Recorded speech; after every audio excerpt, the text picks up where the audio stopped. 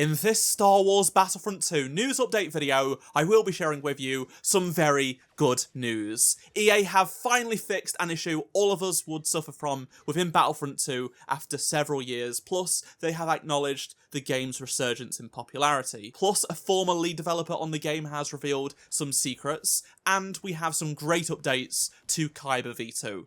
All of that and more will be in this video, but before we do take a look at everything though, make sure you do subscribe to this channel so you won't miss any future Star Wars Battlefront 2 videos.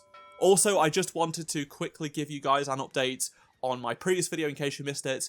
I got a billboard that said, "We want Battlefront 3 out there," and it went kind of viral, so thank you to everyone that shared this, and hopefully we may see more of them pop up, because I have seen a bunch of people say they are going to be doing it as well.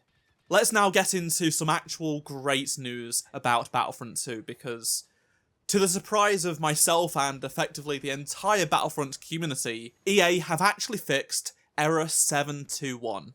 Seriously, they fixed it just a few hours ago. If you have been living under a rock for the past 5 years or so, most of the time that you would boot up Battlefront 2, you would have to spam the connect button because you would get the error 721 saying there were connection issues, which wasn't true. Like, the servers weren't down, but it has actually driven people away from the game because they generally thought the servers were down. In fact, all you had to do was just keep pressing connect. Sometimes it would connect you after pressing it once, other times it would take 20, 30 or even more times to reconnect.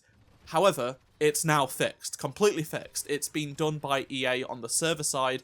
The reason why myself and many others thought this would never be fixed is because it probably required a download, like an actual patch update from DICE to sort out, and of course that's never going to happen ever again. But to our surprise, EA, over the servers, has actually resolved this issue.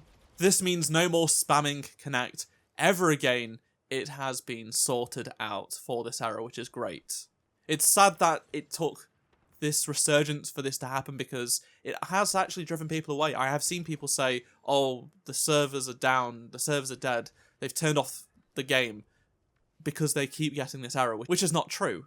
But you wouldn't know that if you weren't on social media checking the subreddit and things like that. On top of that, EA actually acknowledged that more people are playing Battlefront 2, so the official EA Play account, which is their subscription service, said Battlefront 2 is the talk of the galaxy. Join the action on EA Play and see why players are rushing to the front lines. So yes, of course, this is just an advertisement for the subscription service, but this isn't just the EA F1 account making a funny meme a few weeks ago. This is one of the more main EA accounts posting about it on Twitter and Instagram. We all know there are people, great people at EA, that know what's going on and want to talk about Battlefront. Speaking of people talking about Battlefront, I'm going to be bringing you some updates to how popular it has been over the past few weeks, because new Google Trend data is in. Google have now accurately confirmed all of the search data, and as we can see, the resurgence in terms of searches on Google and YouTube and such is now officially higher than during the Epic Game Store hype, which was insane in 2021 when it was made free on there, and when the game was at its peak in terms of play count and stuff, which was during the release of the Rise of Skywalker film and update. Unfortunately, the last couple of days there has been quite a sharp drop-off in terms of searches, which is to be expected as this movement has gone on for a few weeks now, but it's still doing well enough. There will be more data in terms of game sales and how popular it's being played on consoles and such in the coming weeks, so stay tuned for that. I will have a video on that as and when that data does come in. Let's now take a look at something really, really cool. The test environment that DICE used for Battlefront 2 and some really interesting details, and this is coming from a former developer who worked on the game, Harvey. So he was the lead animator during the game's live service as well as an animator in the game's main production. So he worked on things like the droider and stuff later down the line, and he released a video yesterday talking about how the team turned around Battlefront 2 from its disastrous launch to how successful it was during the game's live service. He gave a lot of really cool details on how they worked on the game. So he said Darth Maul was the main hero, that was the one they started with when they were developing Battlefront 2, and he was going to be sort of the base of all the heroes. It took around 4 months to actually create Darth Maul, and that would be the standard going forward. And he even says himself that he can see things, issues with Darth Maul in the animations and stuff that he would do better if he were able to go back and actually work on him, because he was made all the way back in like 2016, and because they learned so much through the development, they could actually make things they made all the way back then much better. So yeah, if they were to make Battlefront 3, there is so much they could do better. It is pretty cool to see the test environment going on here. This is what the developers used when they were testing out various things. We've saw some footage of it before, but this is all new stuff as well, so it's pretty cool to see.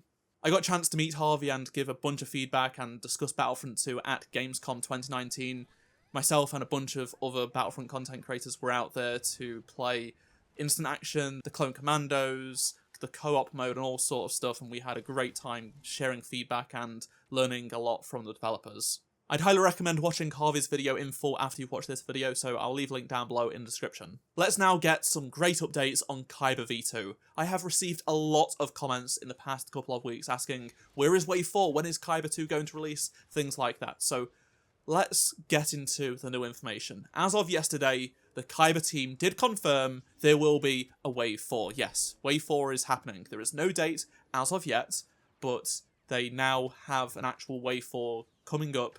So it's not going to be a full release, unfortunately, just yet, but there will be a large Wave 4 on its way. Of course, when Wave 4 does happen, I will make a video. Typically, when they do a new wave, they double the amount, or roughly double the amount of playtesters from the previous playtest. So last time they added 3,000 in Wave 3, so potentially we could see 6,000 in Wave 4, which means a lot of you guys are going to be able to get access to Kyber 2. That said though, there are just so many people that are excited for Kyber 2. I think there's well over 40,000 playtest applicants, and the Discord server has gone from around 30,000 a few weeks ago to nearly 100,000 now. It's basically at 95,000 members on Discord, which eclipses the main Star Wars Battlefront Discord server, which has had around 40,000 for like 5 years or so. It's practically doubled its Discord server count in just a couple of weeks, which is incredible stuff. It just shows how many people are interested in Kyber, and this is great news for the future of Battlefront 2. At this moment in time, they are still targeting a mid-summer release for Kyber V2, but of course things could change, especially if they need more time to fix things following Wave 4. Honestly, I think at this point it doesn't matter how long it takes to come out, because there will be people that will turn up and spread the word, as long as it comes out nicely well made, and that is the main important thing. That's what they are trying to do. They don't want crashes, they don't want bugs and things like that. They're really trying to iron everything out, so it's going to be a nice and smooth experience for most people when it does actually release. That's the way forward. Just releasing it now would not be a good idea. I would love to hear your thoughts on anything I've talked about in this video, so please do let me know down in the comment section below, and remember to drop a like to help support the channel. Subscribe so you don't miss any future Star Wars Battlefront 2 videos, and if you did miss any of my previous videos, click on the playlist on screen right now, and I shall see you in my next video. Goodbye.